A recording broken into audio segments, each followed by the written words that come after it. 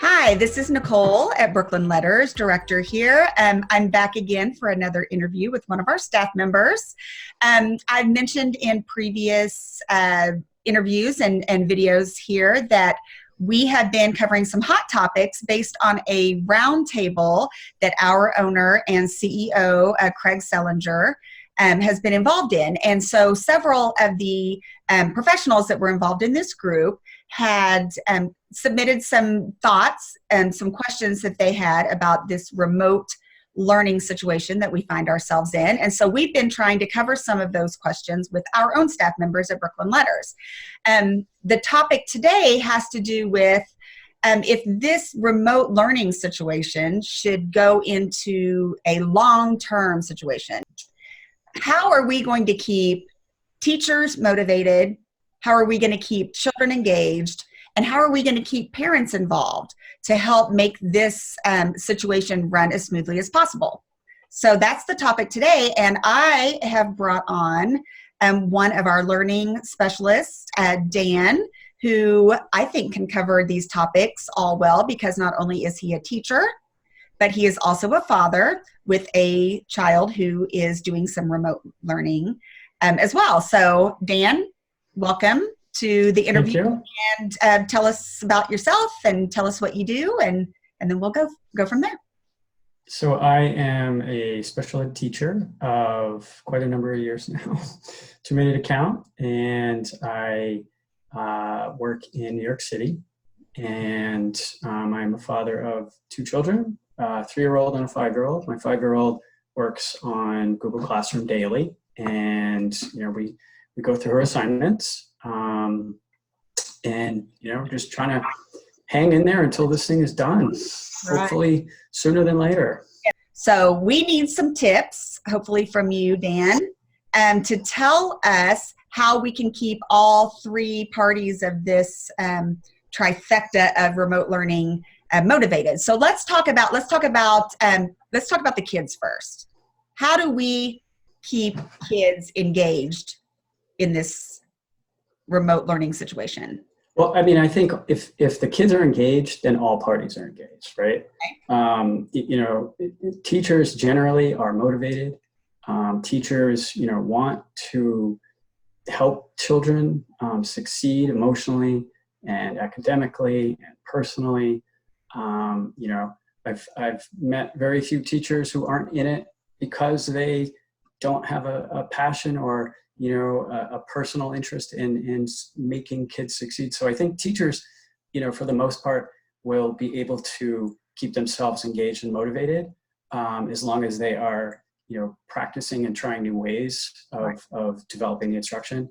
As far as the kids, the most important thing that I've been able to see that is, the foundation of all teaching is the relationship between the student and the teacher.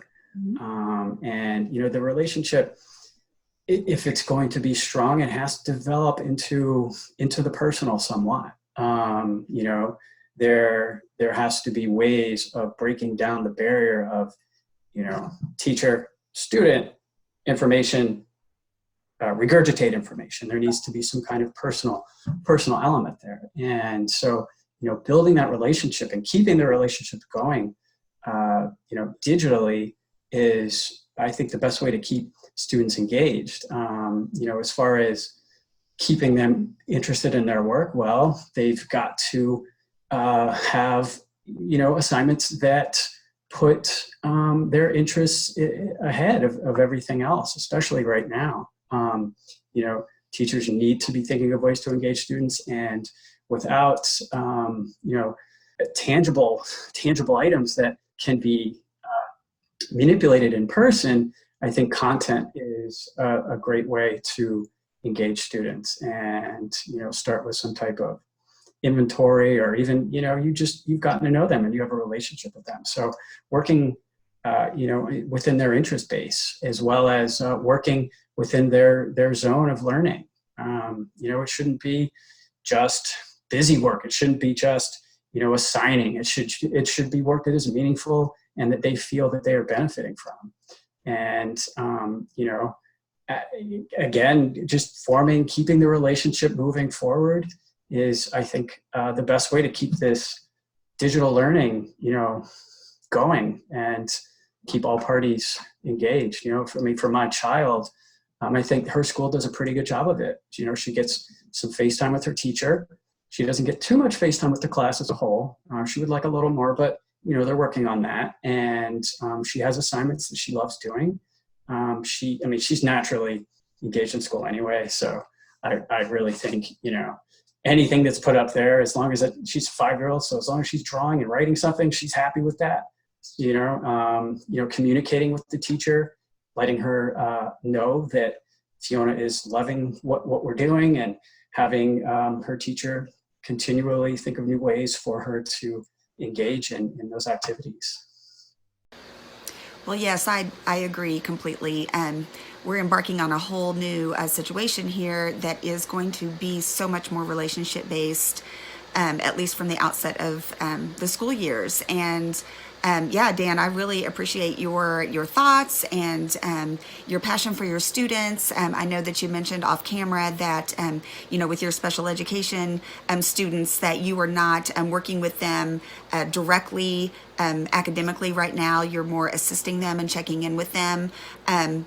I like the fact that your school is really working to try to meet the kids where they are right now. And we're definitely, if this situation continues through the beginning of the next school year, going to find ourselves in much the same way. So thanks, Dan. I really appreciate you coming on. I think those are the key tips that have worked for me so far.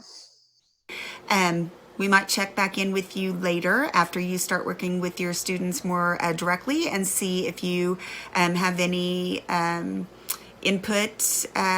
input based on what you're going through, since things are just changing by the daily. So anyway, thanks for popping in, everybody. We will hopefully have some more content for you, answer some more hot topics coming soon. Thanks.